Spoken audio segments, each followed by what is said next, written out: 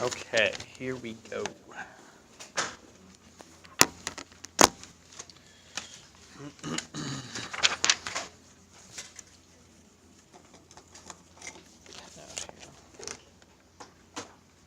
right. So again, we're going to continue our look at functions and function behavior. Okay, and so like I said, today we're going to be focused in on zeros. I'm pretty sure you can do ES or just S there. I'll put an E there. Zeros and also, I don't know, behavior of functions, we'll say.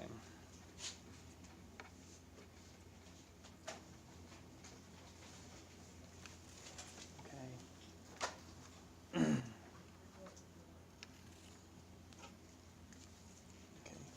So a zero, or sometimes also known as a root, okay, of a function,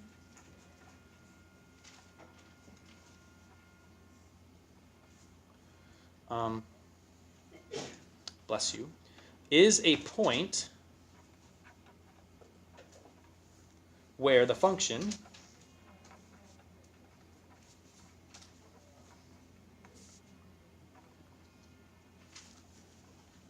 and what? Yes, Megan. Intersects the x-axis. Good. It intersects just the x-axis. I guess you might, like some students, I think, like to include the y-intercepts where the graph crosses the y-axis as well in among the zeros. But I think more often it's just the x intercepts or the zeros or the roots. Okay, I guess you could also put AKA x-intercepts here too, right? Now that gives it away what it was. So. Okay, so the zero, aka the root, aka x-intercept or x-intercepts. So where the function intersects the x-axis.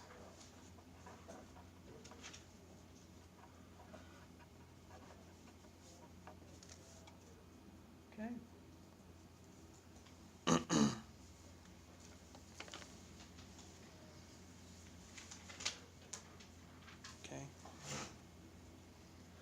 And we find them, okay, so to find a zero, or a root, or an x-intercept, well, we're going to use the fact that it crosses the x-axis, right? If we know this point has to be on the x-axis, what do we know about the coordinate, or a coordinate of a point that's on the x-axis? What do we know about the coordinate of a point that's on the x-axis? What must be true if a point's on the x-axis? Yeah, Sydney? Y value, exactly right, must be 0. And so we know the general format of a 0 is going to be some number, comma 0. And so then to find a 0, to calculate it without a graph, we're going to set the function equal to 0. Oops, I don't know why I put a period there. And solve for the variable. Okay.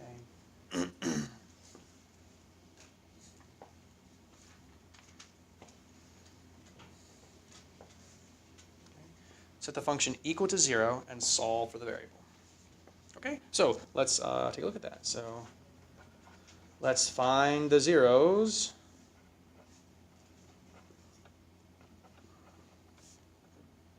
Or the roots of the following functions.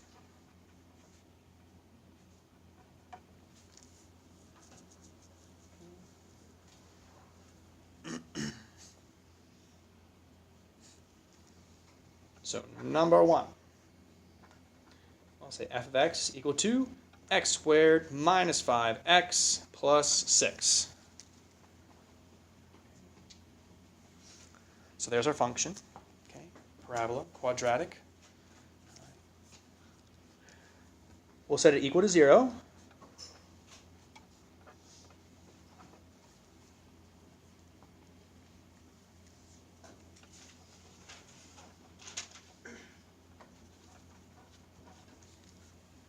Oops, that looks like it's 6 there. Okay, set equal to 0.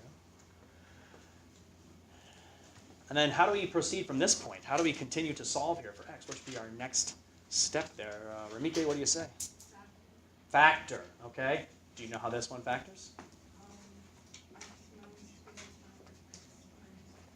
X minus 2 times x minus 3. Very good. Okay, we'll spend some time reviewing factoring quadratics a little bit later. Okay, so if this right now, if that causes us a small bead of sweat to form on your forehead because you're like, ooh, I kind of forget how to do this a little bit. We'll be reviewing this, okay, a little bit later. Okay, but right now, right? So when you factor quadratic, right, you're looking for two numbers that in this case, since our lead coefficient's 1. You're looking for two numbers that multiply to make 6, but add to make -5, so that's -2 and -3. Okay? Things you do not want to do here. You do not want to, thank you, Alexa, you don't want to subtract 6 from both sides. Okay? You do not want to subtract 6 from both sides so that you're no longer equal to 0, right? The whole purpose of being equal to 0 is so that now that we have this product, we can use that very special property of 0 and 0 only, right? Only when you have a product of two things equal to 0 can you use the 0 product property. If two or more things multiply and give you 0, that means at least one of those things has to be 0. And so we say, aha, then either x minus 2 must be 0 or x minus 3 must be 0. And so you get x equals 2 and x equals 3. Okay? Or the points 2, 0 and the point 3, 0, right? Those would be the actual coordinates for your your zeros, your x-intercept, so on and so forth. Okay. So yeah. So please, again, anytime you're factoring a quadratic, anytime you're trying to, use that property, make sure you're equal to 0. It's got to equal 0 and then factored, right? Set each of the factors equal to 0. If it's equal to any other number, can't guarantee. Okay. So that'll work, I guess. All right, let's try another one. H of x equals 3 over x squared minus 9.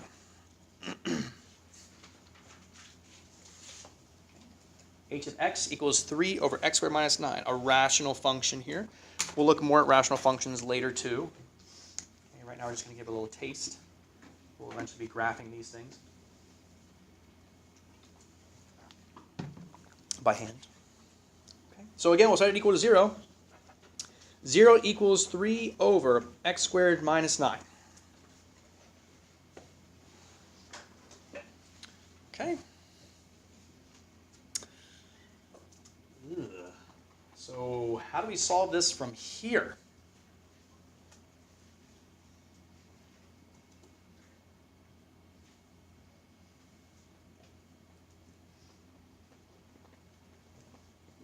Okay, Riley? Okay, that does factor. That is true.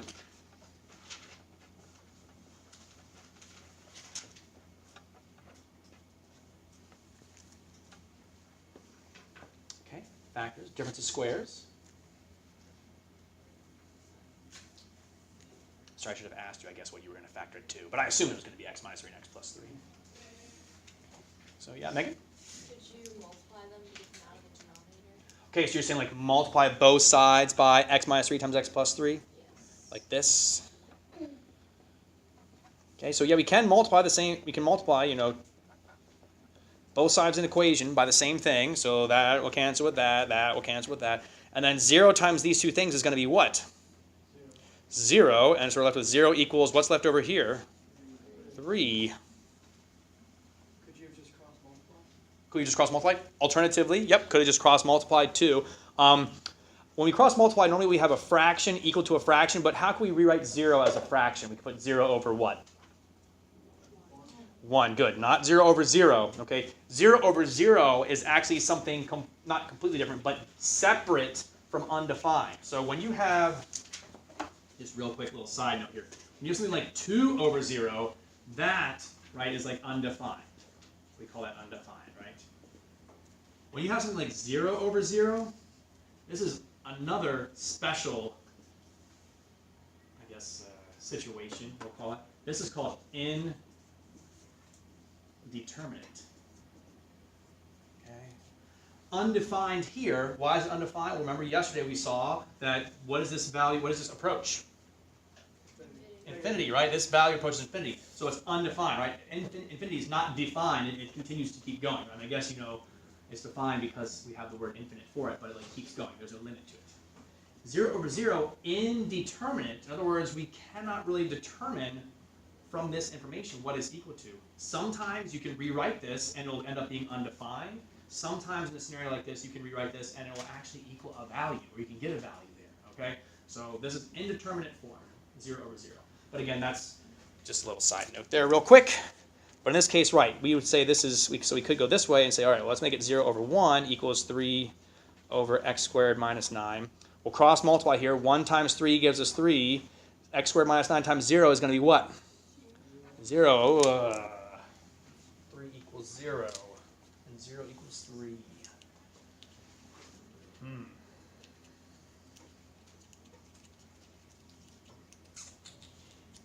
Again, we're trying to find the zeros here. Where does this thing cross the x-axis? Well, let's take a look at the graph. See what's going on here with this thing. Okay. 3 over x squared minus 9. Okay, let's try to get the normal window there. Does it look like we have a 0 here? No. And so, in fact, there are no zeros.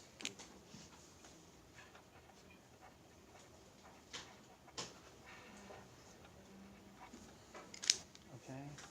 So, right, not every function has zeros. Right, not every function has zeros, and that's okay, right? That's okay. So you can kind of see what happens when we try to do our normal zero kind of calculations here. We end up with what is basically an impossible situation, right? 0 never equals 3. Okay? So that kind of shows, okay, this is impossible for us to have zeros, okay? Because we end up with this impossible kind of scenario. Okay, this thing doesn't make any sense. Alternatively, right, remember what I said earlier, a fraction can only ever equal 0 when it's what is equal to 0? Numerator. What's the numerator of this thing? 3. Does 3 ever equal 0? No, right? So there's no zeros. No zeros. This fraction cannot equal 0. It's impossible, so there are no zeros. Okay? So, that was fun. All right, let me give you guys 2 to try here. Okay, 2 to try. All right, so try. You guys, again, find the zeros of g of x here, which is equal to the square root of 2x plus 5 over x minus 2. And try m of x, which is x squared minus 2x over x cubed plus 3x. Oops, I'm off the screen. There we go.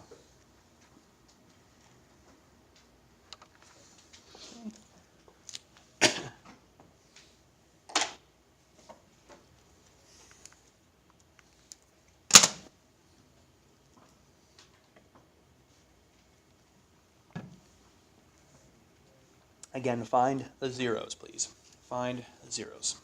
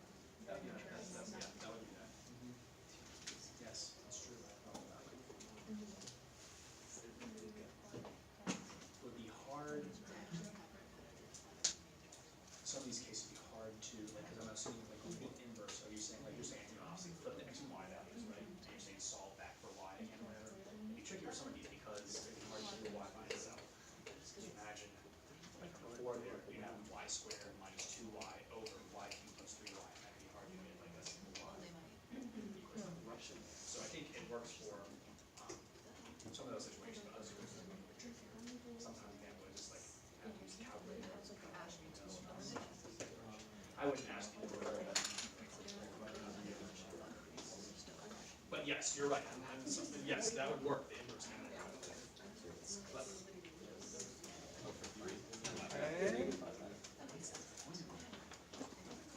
All right.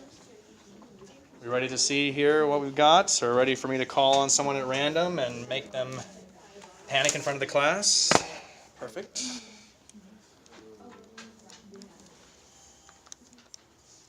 All right. Well, poor Andrea, she missed her turn. Jackson, do you want to give us an answer here for number 3? What do you say the zeros are there? I only got one. Just one, okay. X equals negative 2.5. Negative 2.5, or aka negative 5 halves.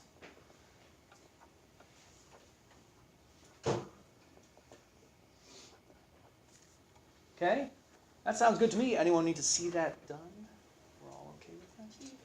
Yeah, sure. Okay. So, Katie, how far did you get? Nothing. Okay. So, how do we find a 0? We want to know when our function, right, to find a 0, set the function equal to 0. Okay, so we set it equal to 0. So you did do that part, right? Yeah. Okay, so you did do something. All right. Square root of 2x plus 5 over x minus 2. Okay, now, a fraction, which is what this is in like a more complicated sense, but it's a fraction. A fraction can only ever equal 0 when the numerator equals 0 there. So you just set the numerator equal to 0.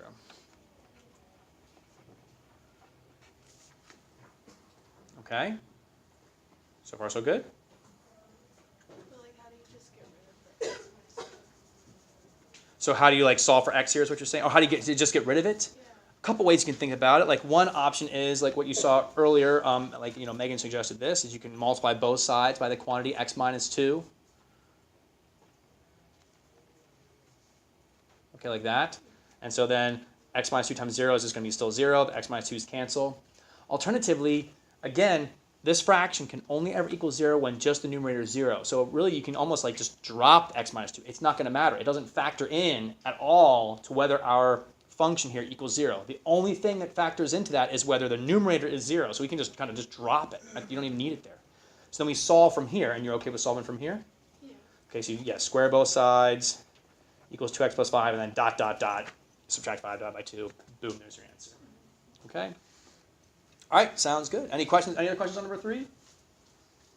We're good there? Okay. Let's go to then Julia. You want to give a stab here for number 4? You got an answer for us? X equals 2. X equals 2. Okay. Is that all you got? Was just x equals 2? Negative 2. 2 and negative 2. Okay. I think, let's see here. If we tried negative 2 squared would be 4, but minus a negative 4 would be 8. So not negative 2, just the 2 there would work. And negative 2 would not work. But okay. Anyone get another one? Yes, Cindy? 0. Okay. Anyone else get 0? Yes, we got some zeros. Okay. So x equals 2, x equals 0. All right. Those are our zeros. Okay. Yes. Question. Wouldn't the 0 be indeterminate? What do you mean? Because if you plug it in the denominator and the numerator is 0. Oh, Mr. Wid, you little trickster. Yes, that would be true, Cammie. Exactly right. Okay. So, yes, if we look here, we run into some issues because if we factor the numerator, we end up with x times x minus 2. And if we factor the denominator, we end up with x times x squared plus 3. All right. So we can still follow kind of our normal procedure here, right? We can set the numerator equal to 0. X times x minus 2 equals 0. We get x equals 0 and x equals 2. All right, and so there's what we say our answer is. But the problem is, simultaneously to that, 2, if we plug in 2, we're going to have 0 over a number here. So that'll give us 0. If I plug in 0, though, I get 0 and then a 0 here. And it's going to be 0 times that, which will be 0. 0 times that is 0. We get 0 over 0. And so the thing is, right, is 0 in our domain? No. And so can we include x equals 0 as a 0 if 0 is not a part of our domain. Should we include x equals 0 as a 0 if 0 is not a part of our domain? The answer is no, right? We actually need to get it out. So it's just x equals 2 there, and it's just x equals 2. Okay? And again, it's not a gotcha. It's not me trying to trick you guys. What it is trying to show, there's some like subtleties here, right? This is like more complex than we maybe at first glance. I do these like simple, parabola ones, or I do, maybe this one, which isn't too, is a little funky and stuff like that. But there's some subtlety here, right, that we want to make sure that, it's like, ooh, okay, this can get a little tricky. We just got to be on our toes a little bit here, all right? So, of course, we can't have a 0 where that number is also restricted from our domain. It's got to be a part of our domain in the first place. Okay? So, any questions on that 3 and the 4 there? Okay. Did anyone try graph? Oh, yeah, Ramika, yeah. Is it okay if we factor and then cross out the two x's? Yes, that would be okay in this case. It would result in the answer there. So, yeah, Ramika is saying, why don't we just cancel out the x's there, and then just evaluate x minus 2 over x squared plus 3, okay? And that is okay. I mean, so you're saying something like this, right? And then evaluate the domain for that. And that's okay. The one issue I had with that is, and again, this is like more of a technicality, and maybe I'm being like too pedantic about this or something, but these two things, when we say that this is equal to this, it's not equal in the like truest form, truest sense of the word equal, right? In mathematics, when we're saying two things are equal, we're saying this thing is exactly the same as this thing, which is not true, right? I mean, this is exactly the same as this, right? These are exactly the same. They are the same, okay? They are equivalent to each other. These two things are not exactly equal because this thing at 0 is indeterminate, right? This thing at 0, no problem. So, but they're equal to each other everywhere but 0, so sometimes we still end up just saying they're equal anyway, right? Most of the time we just end up saying they're equal anyway. But, if you want to be pedantic like me, you can put like this. And then they are truly equal, and then you can kind of go from there. Okay? Anyway, these are things, again, I want to show you these details, not because, I don't know, I think the details are important, right? I don't want to gloss over stuff, right? Math sometimes is a little more magical than it should be for you. I don't know, honestly, magical, but I don't know. I think it's important to explain some of the finer details sometimes, too. That's all I can say about that, I guess, right now. Anyway, final answer here, just 2. All right, any other questions on 3 or 4 there? Okay, now that I've beat that horse to death, let's continue on here and talk about increasing, decreasing, and constant. Okay.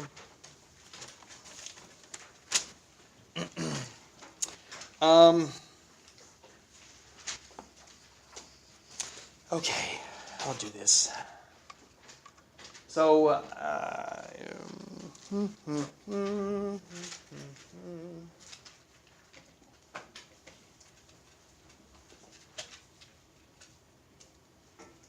okay, I'll do this. First, I'm going to draw a picture.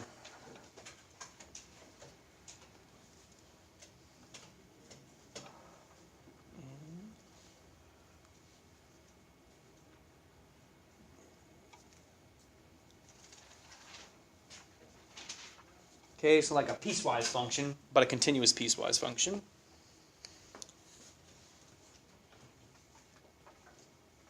All right, so you'll see here on our piecewise function, this part of our graph, okay, would we say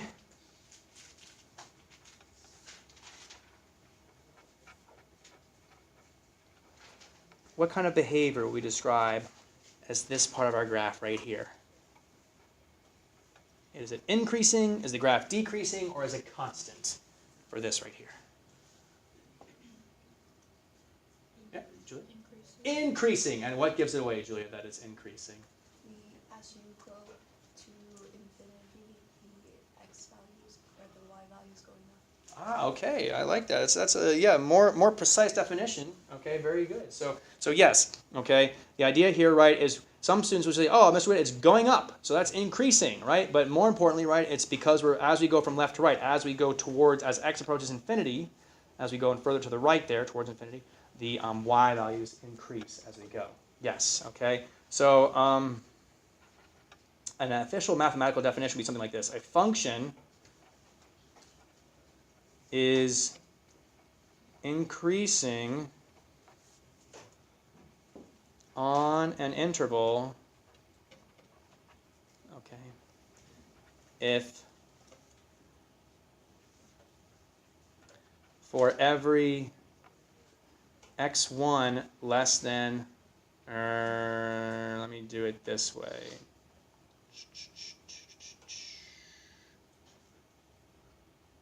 For every x2 greater than x1, f of x2 is greater than f of x1.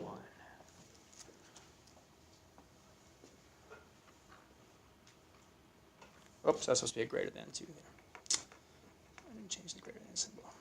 Okay.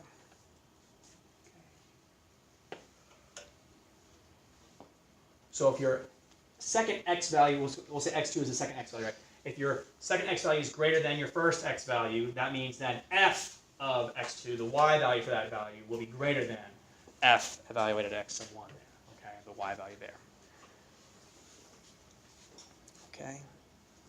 And then let's talk about this part of the graph right here. What kind of behavior do we see right here? What kind of behavior is this right here?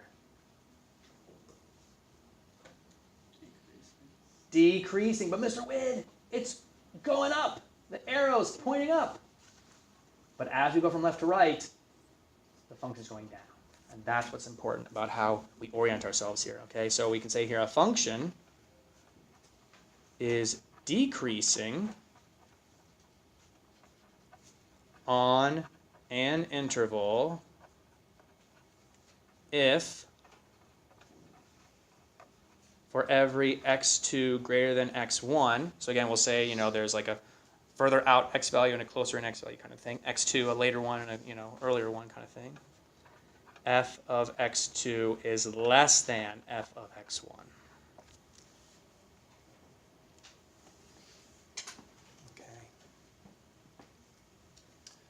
So if one x value is greater than another one, the y values, the later y value will be lower than the earlier y value kind of thing.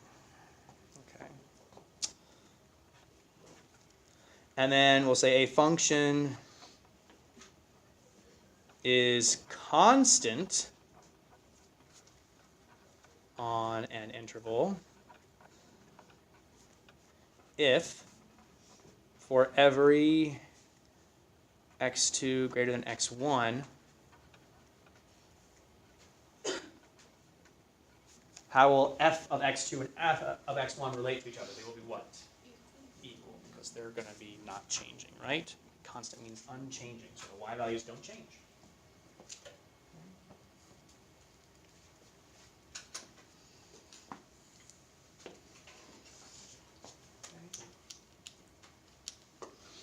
Our function's increasing on this interval, and what kind of slope do we have for this piece of our function? What kind of slope here is this? It's linear, right? So what would the slope of this line be? At least what would the sign of the slope be? Positive, right? Because we're going up from left to right, right? Okay. Here, where we are constant, what's the slope of that line?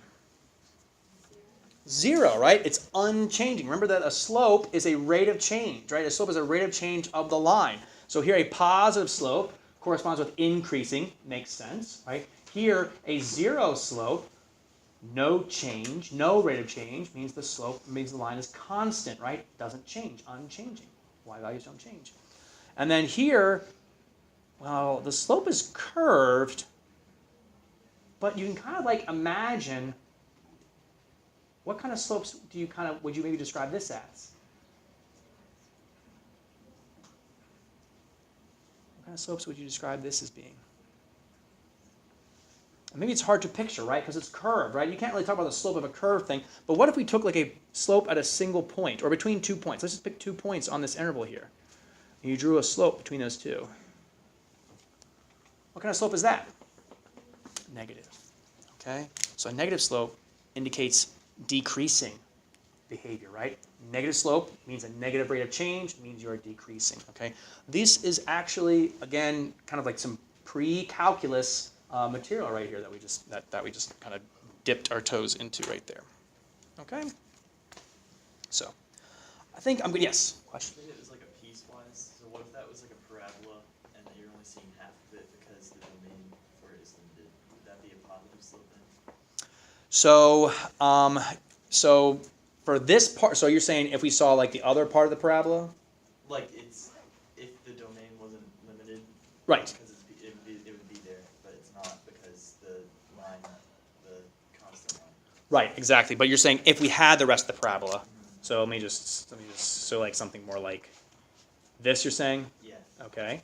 What was your question about that, or I mean, like the slope would be positive, so. it would change to positive? Yes. But It was- couldn't that be positive on the top one if the, like if you're given like three If equations we- for line, if like the constant maybe if like it started like if I gave more of the yes, exactly, it would start to change to be positive. Yes.